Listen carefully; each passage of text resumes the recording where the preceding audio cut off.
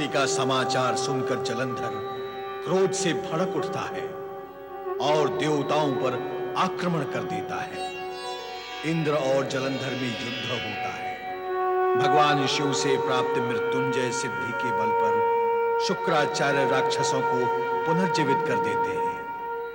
तो देवगुरु बृहस्पति द्रोणगिरी पर्वत की शक्ति के बल पर देवगण को स्वस्थ करते हैं। इस पर गुरु आदेश से जलंधर द्रोणगिरी को समुद्र में फेंक देता है। समस्त देवगण स्तब्ध हो गए और उनके आश्चर्य का पारावार न रहा। अहंकार का अंधकार तेरी आत्मा से लेकर तेरी आंखों तक छाया हुआ है, इसीलिए तुझे सामने का कुछ भी दिखाई नहीं देता। दैत्यराज जलंधर, हमारे रहते तू स्वर्ग पर अधिकार कदापि नहीं कर सकता। स्वर्ग की ओर पग बढ़ाने से पहले तुझे हमसे युद्ध करना होगा। ए छली, मायावी, कपटी, अरे तू युद्ध करता ही कब है? तू तो माया का जाल फैलाता है। तेरे यहाँ आने से ये रहस्य तो खुल गया कि अब देवताओं की शक्ति समाप्त हो गई है। अरे तू अकेला क्या कर लेगा? अब मुझे स्वर्गाधिपति बनने से कोई नहीं रोक सकता। हट जाओ मेरे सामने से।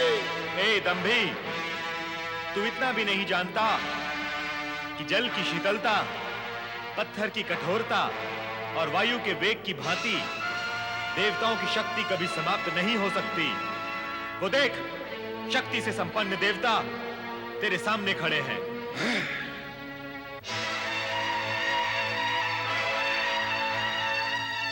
देवराज इंद्र एवं देवगण, अपनी संपूर्ण शक्ति से असुरों पर आक्रमण करो। वे हमारी शक्ति के सम्मुख टिक नहीं सकेंगे। जो आज्ञा भगवान। वरुण देव, अग्निदेव और वायुदेव, भगवान विष्णु की आज्ञा अनुसार आक्रमण करो। आक्रमण हो।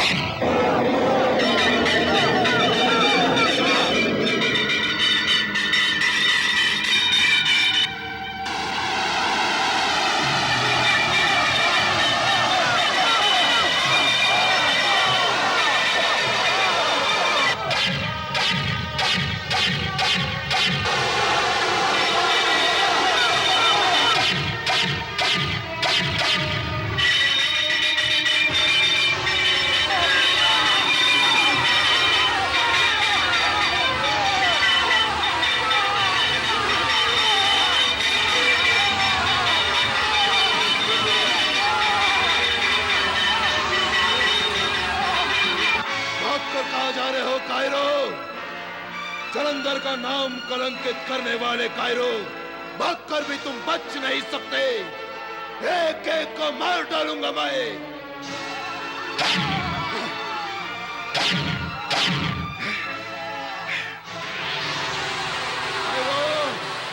तुम्हारे होने से मेरा होना नहीं है, मेरे होने से तुम हो। तुम्हारे बिना मैं अकेला ही इन देवताओं से टक्कर ले सकता हूं।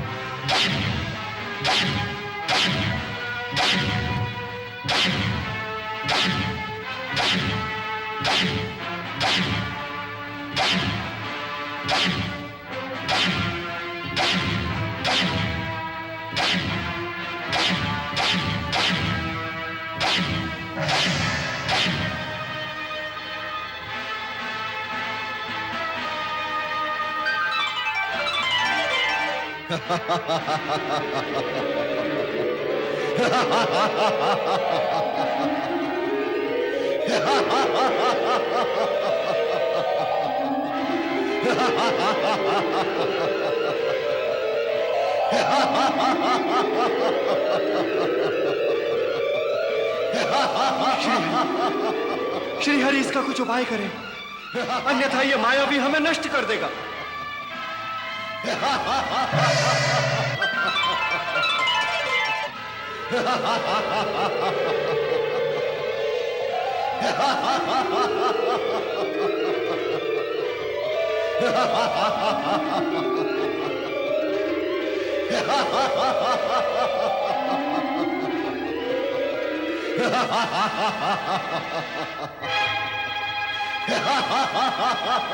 हे मायावी, तेरी माया देवताओं का कुछ नहीं बिगाड़ सकती।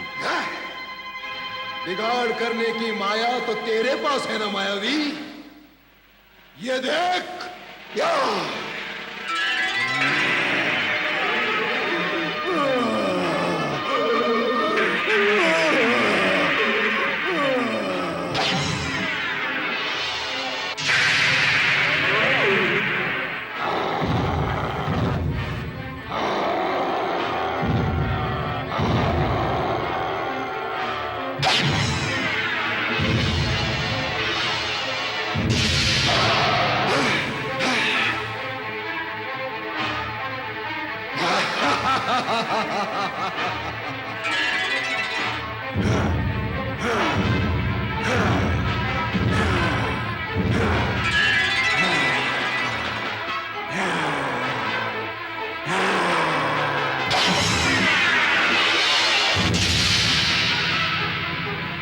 गुरुदेव, क्या ये जलंधर भगवान विष्णु से भी अधिक शक्तिशाली है?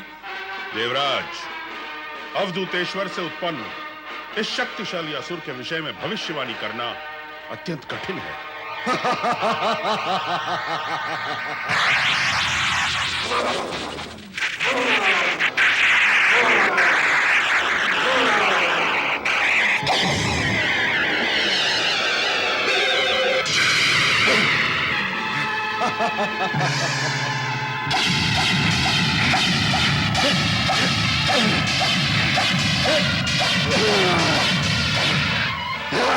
ओम नमः शिवाय। हे देवादिदेव, हे महादेव, मेरे सुहाग की रक्षा करना। मेरे स्वामी देवताओं से युद्ध करने गए हैं। उन्हें युद्ध में विजयी बनाना शिव शंकर, विजयी बनाना। प्रभु।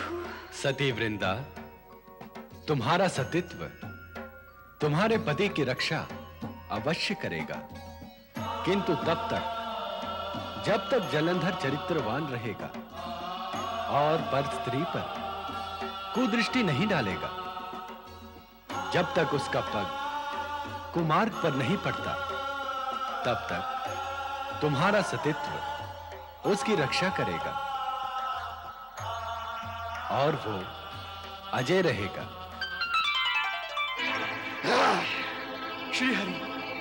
श्रीहरि इसे शीघ्र ही अपने सुदर्शन चक्र से समाप्त कर दे, अन्यथा यह हम सभी को पीड़ित करेगा। इसलिए आप मुझे वचन दीजिए स्वामी कि आप मेरे भाई जलंधर पर सुदर्शन चक्र नहीं चलाएंगे।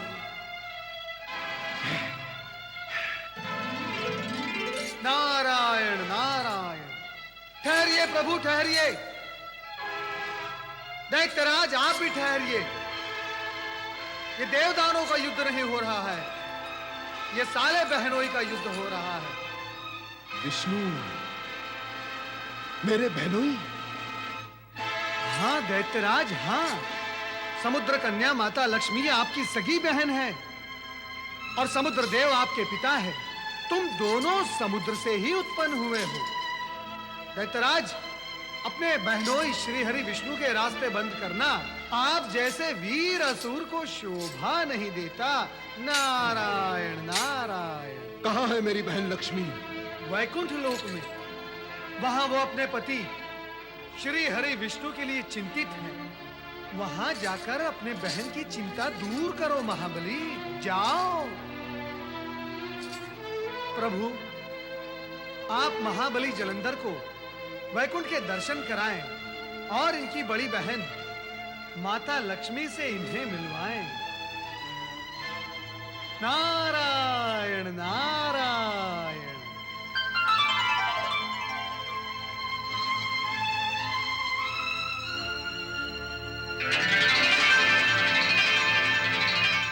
महाबली जलंधर, साले जी, चलें वैकुंठ? हाँ अवश्य। मैं अपनी बहन लक्ष्मी से मिलना चाहता हूँ।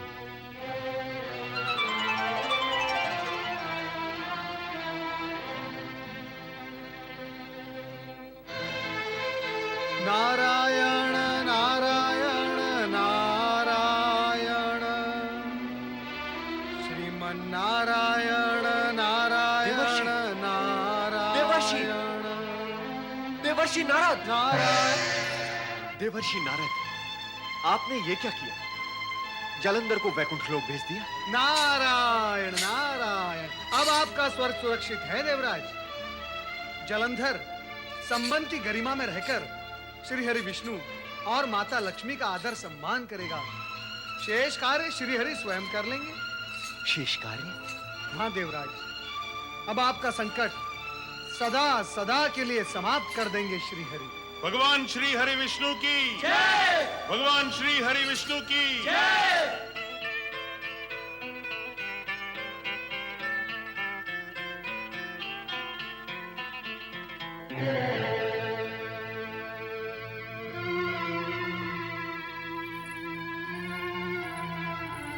देवी लक्ष्मी, ये तुम्हारे लघु भ्राता जलंधर हैं।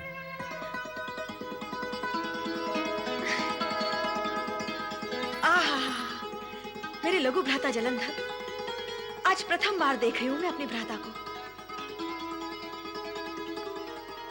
मैंने भी तो अपनी बड़ी बहन के शुभ दर्शन आज ही किए हैं। देवऋषि नारद ने जब इन्हें हमारा तुम्हारा परिचय दिया तो इन्होंने हमारे संबंधों की पवित्रता और गरिमा का विचार करते हुए देवताओं से युद्ध का विचार ही त्याग दिया।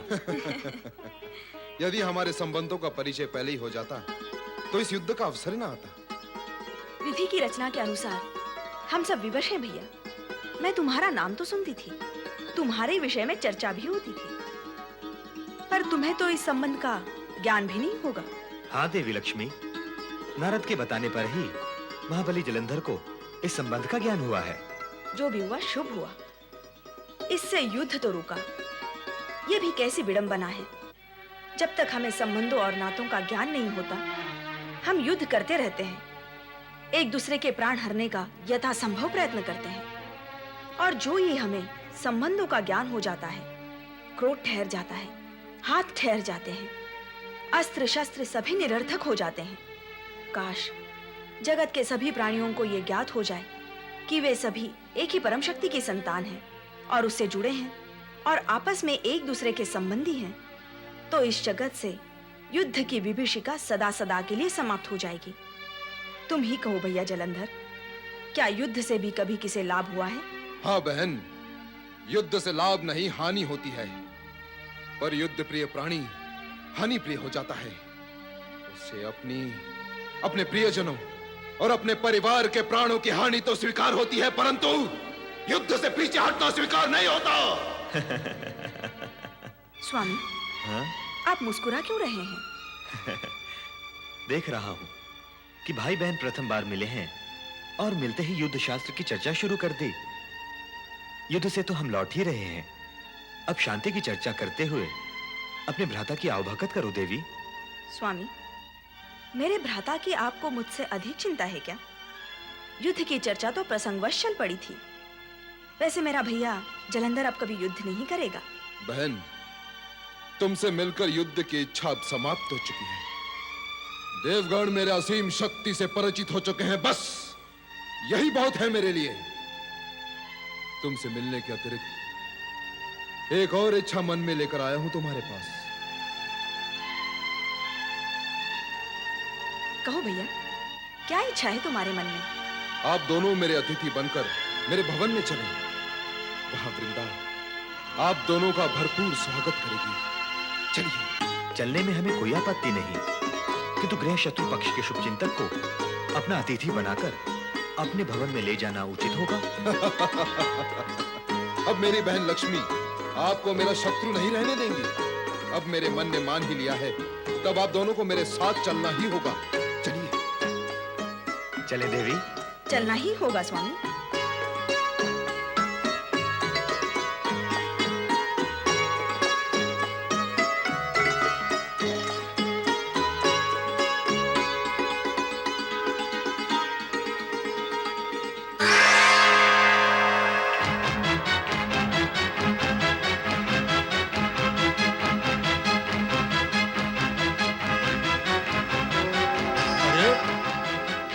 श्री हरि विष्णु और लक्ष्मी जलंधर के साथ।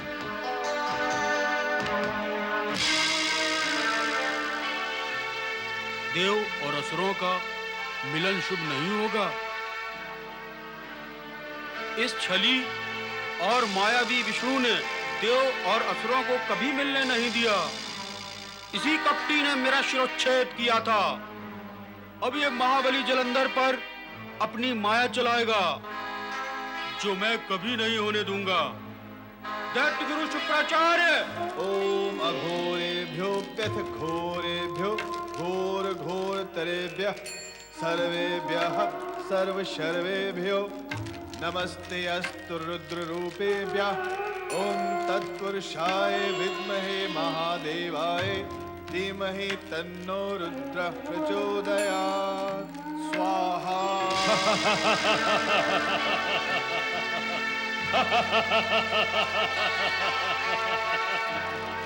दैत्य गुरु शुक्राचार्य, विघ्न डालने का विचार नहीं था मेरा, पर डालना पड़ा। ना डालता तो आगे हम असुरों के सभी कार्य में विघ्न पड़ जाता। जाओ, जो कहना है कह दे। कहता हूं, कहूंगा, कहने ही तो आया हूं। जलंधर ने सभी देवताओं से युद्ध किया, विष्णु भी आया, उसको भी छकाया और पराजय नहीं मानी। अपने शिष्य जलंधर से मुझे यही आशा थी। नहीं, ये आशा नहीं थी। पराजय मानते हुए भी नारद लीला की लपेट में आकर लक्ष्मी को अपनी बहन और विष्णु को अपना बहनोई मानकर अतिथि बनाकर अपने राजमहल में ले गया और उनका वहां सत्कार करने लगा। यदि ये सत्य है तो उस निर्बुद्धि का विनाश निश्चित है। विष्णु की माया से आज तक कौन बच सका है जो वो बच पाएगा?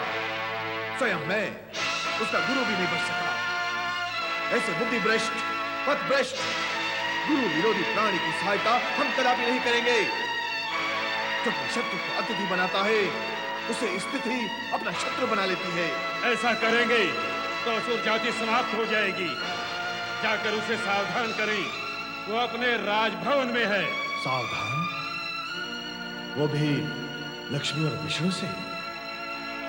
हमें कार्य को करने के लिए उचित समय की प्रतीक्षा करनी होगी। राहु, छोटा सा तो शरीर है तुम्हारा, यूं कहो कि आधे से भी आधा। उसे भी तुमने पत्थर की भांति कठोर बना रखा है। भला क्यों? नारद, तुम वीणा अवश्य बजाते हो, किंतु तुम्हारी वाणी में विष है।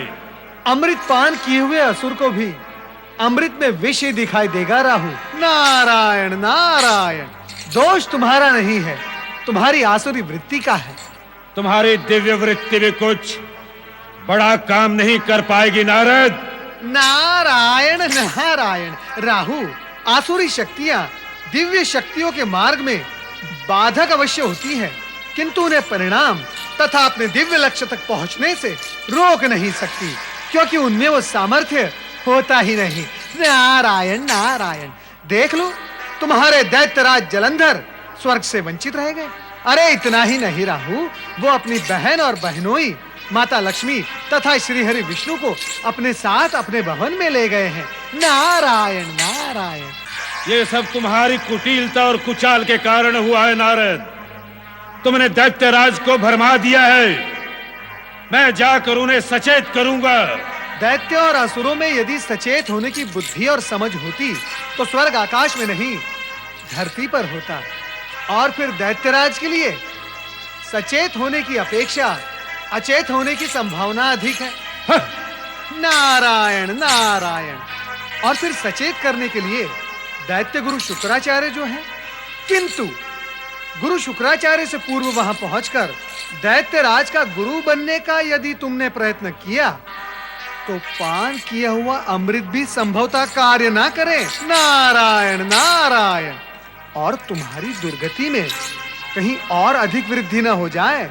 सावधान, इस बचे हुए मस्तिष्क को बचाना।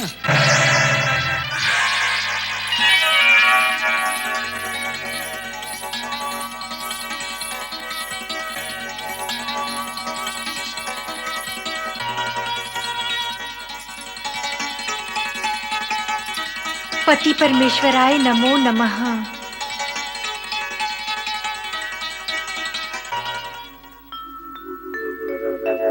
सशंख चक्रं सकिरीटी कुंडलं सपीतवस्त्रं सरसीरुहेक्षणं सहारवक्षस्थल कौस्तुभश्रियं नमामि विष्णुं शिरसा चतुर्भुजम्। लक्ष्मी लज्जे महाविद्ये श्रद्धे पुष्टि स्वधे ध्रुवे महारात्रि महामाये नारायणी नमोस्तुते नारायणी नमोस्तुते। राजभवन में आप दोनों का स्वागत है, पधारें।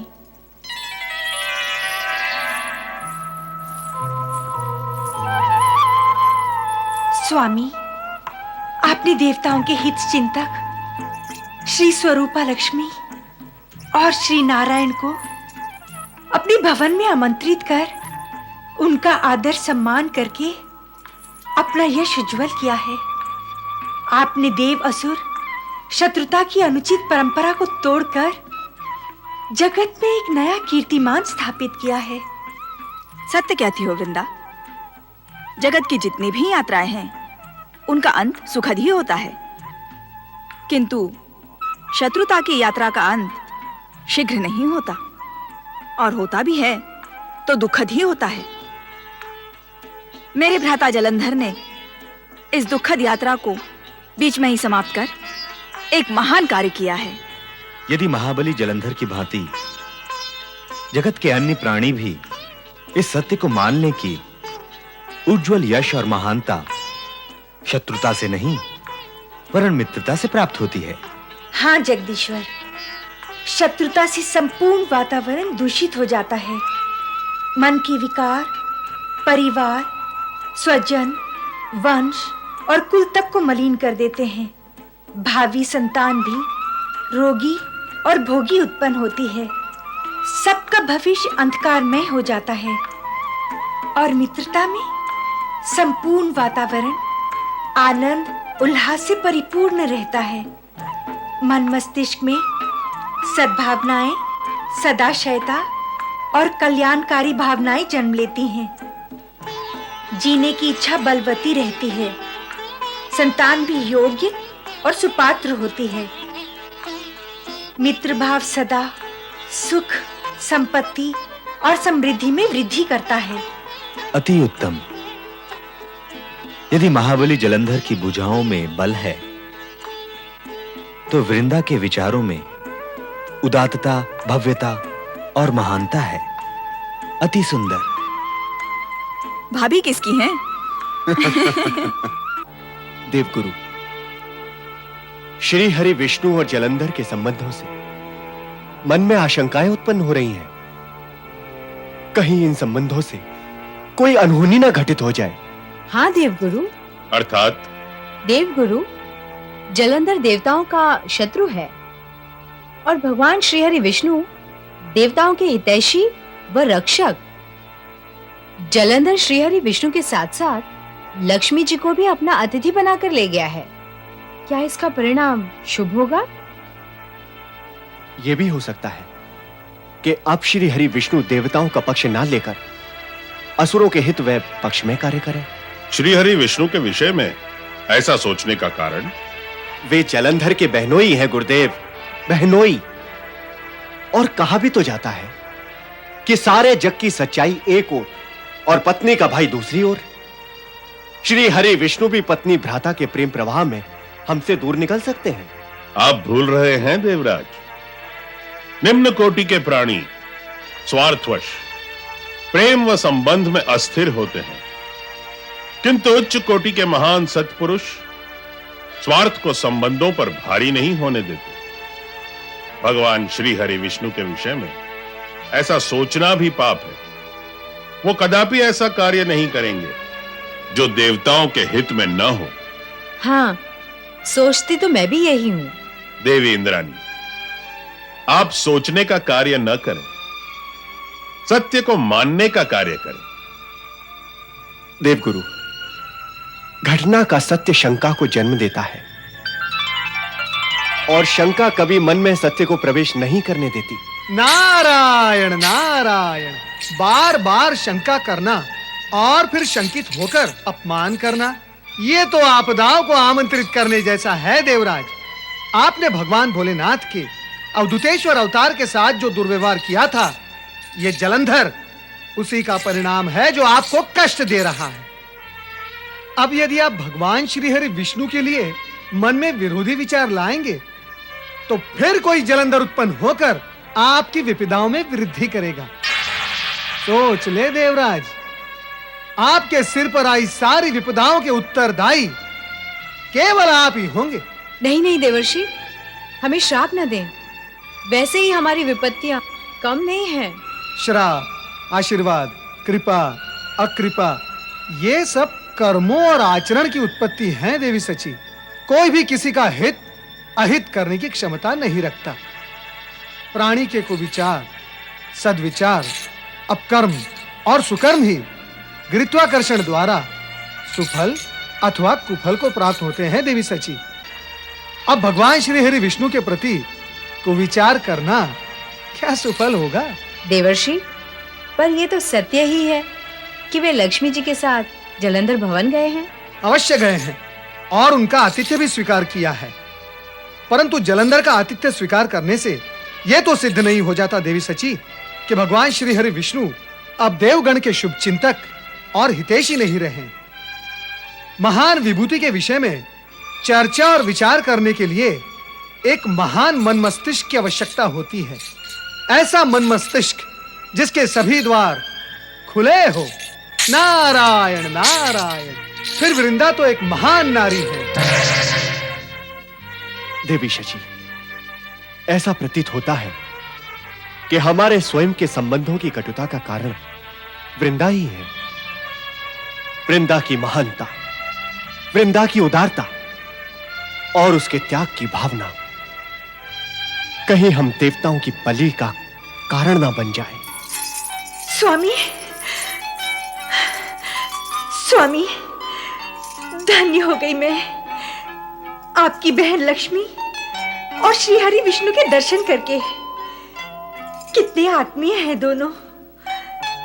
यूं तो दोनों ही आपके शुभचिंतक हैं, किंतु स्वाभाविक है कि बहन लक्ष्मी आपके विषय में अधिक विचार करती हैं।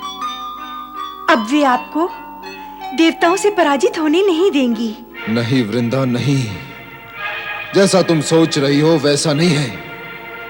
तो फिर कैसा है? उस चोटी वाले नारायण जपू नारद के बहकाए में आकर मैं भ्रमित हो गया था और लक्ष्मी और विष्णु को अतिथि बनाकर यहां ले आया। तो क्या तुम्हें नहीं लगता कि ऐसा करके मैंने भारी भूल की है? कहो, नहीं लगता तुम्हें कि मुझसे भयंकर भूल हुई है? हां, यही सत्य है। तुमसे भारी भयंकर भूल हुई है जलंधर।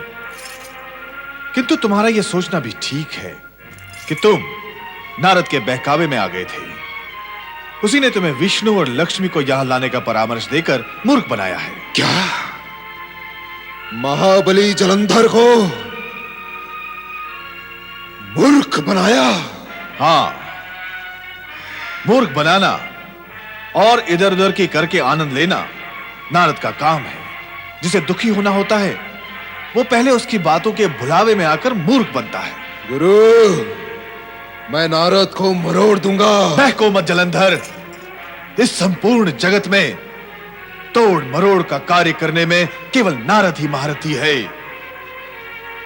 तोड़ फोड़ का कार्य वो स्वयं हंसते हुए और दूसरों को हंसाते हुए इतने सहज भाव से नारायण नारायण कहते हुए करते हैं कि दूसरे को पता भी नहीं चलता कि वो कब मूर्ख बनकर रोने के लिए बाध्य हो गया। गुरु, ये मूर्ख मूर्ख का आलाप छोड़ो। अब करना क्या है वो कहो। छोड़ू कैसे? मूर्खता का परिमार्जन तो करना ही होगा। वो कैसे?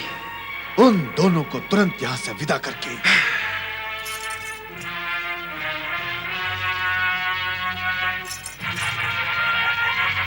हाँ महाबली जलंधर, ये हमारा आदेश है। तुम उन दोनों को तुरंत यहां से विदा करो। यदि तुमने ऐसा नहीं किया तो तुम्हारा तो अमंगल होगा ही।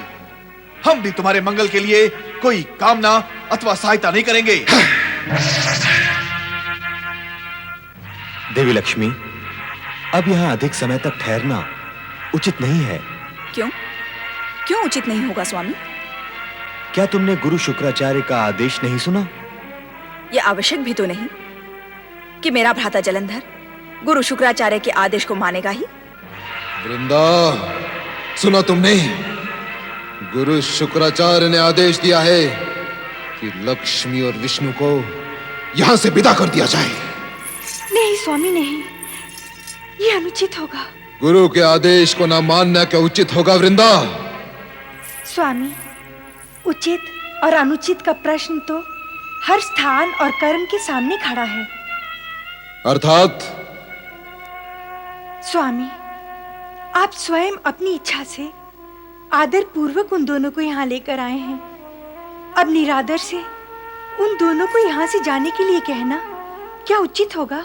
शत्रु के विषय में इतना सब विचार करने की मुझे आवश्यकता नहीं है। स्वामी, उनके शत्रु होने का ज्ञान आपको पहले से था, तो आप उन्हें यहाँ लेकर ही क्यों आए? आप ये क्यों भूलते हैं कि लक्ष्मी जी आपकी बहन हैं और श्री हरि विष्णु उनके पति? निर्णय आपको करना है कि आप उन्हें पहले शत्रु मानते हैं या संबंधी। अपना कोई संबंधी यदि शत्रु हो जाए तो उसके साथ शत्रुता का व्यवहार संगत है, किंतु शत्रु यदि संबंधी हो तो लगता है कि अब मुझे गुरु शुक्राचार्य की आवश्यकता ही नहीं रही। तुम जो गुरु बनकर प्रवचन करने लगी हो, किंतु वृंदा, तुम्हारे प्रवचन का मुझ पर तनिक भी प्रभाव नहीं होगा। मैं इसी समय जाकर लक्ष्मी और विष्णु को विदा करके आता हूं। स्वामी, मैं आपसे प्रार्थना करती हूँ, आप अतिथियों का अपमान न करें। अतिथियों का अपमान न करें स्वामी। अतिथियों का अपमान नहीं होगा तो मेरा अवसान होगा। सुना नहीं गुरुवर ने क्या कहा था? स्वामी, मैं ऐसा उपाय करूंगी जिससे ना आपका अवसान होगा और न ही अतिथियों का अपमान। आप निश्चिंत रहें, किसी का हित हुए बिना मैं वो सब कर दूंगी जो आप चाहते हैं। सोच लो वृंदा,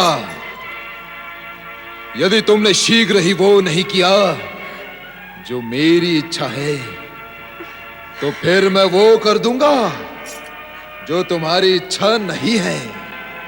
मैं दोनों को धकेल कर बाहर कर दूंगा। नहीं नहीं, ऐसा अवसर नहीं आएगा। ऐसा अवसर नहीं आएगा तो फिर वैसा अवसर भी नहीं आएगा।